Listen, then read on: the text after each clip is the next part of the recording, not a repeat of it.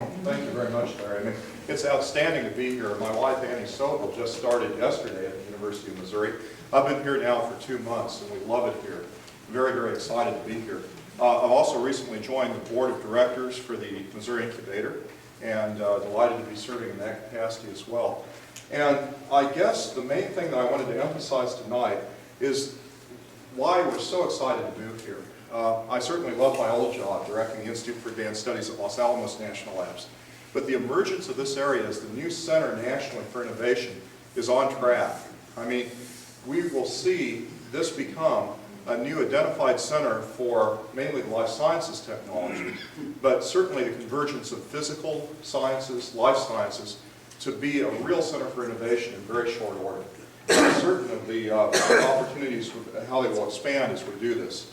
Now, to give you a rough feel, just to throw out some numbers, last year in FY07 at Mizzou, we did $189 million in sponsored research on contracts and grants. And about 2/3 of that was federal, about 1/3 was from other sources, including state.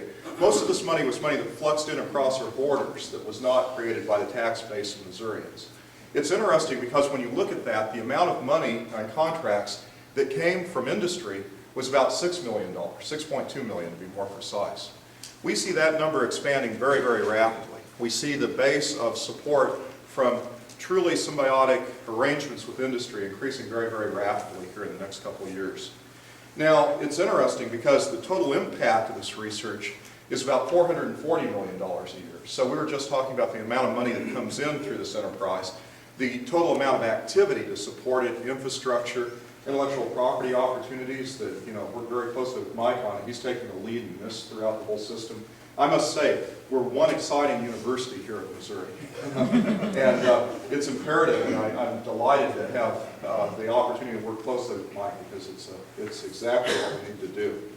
But at any rate, the point that I want to make is that we are really at the point of emergence. Now, to kind of give a little bit more information about this emergence, I was the MC yesterday for the opening of this International Nanomedicine Center that Fred Hawthorne will lead.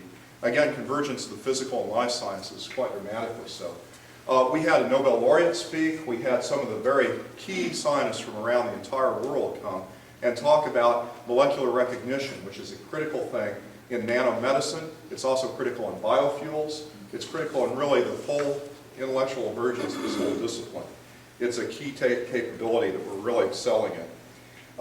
It's interesting because when I was in St. Louis last week, I met with the executive leadership of Danforth Center and also Monsanto. And I mean, the technologies that are emerging now, that you'll see in the field, literally, in about 5 to 10 years are incredible.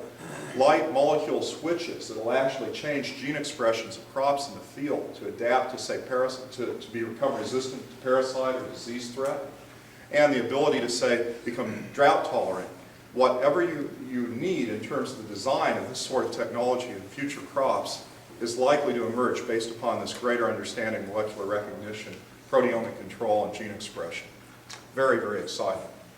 Now, the interesting thing is that, well, just as an example, tomorrow, Senator Bond will join us at 1 p.m. to kick off on the physical sciences side our new effort in this new center, which is just emerging, which is a nanotechnology engineering consortium, again statewide. There are 11 excellent companies participating, expressing their interest to participate. 110 individuals will be part of this consortium as well. And this is going to be, I think, extremely exciting as we get this structured, and I know the Senator's very, very interested in it as well.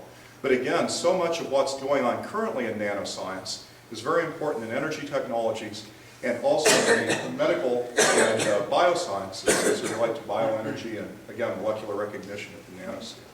Very, very exciting stuff.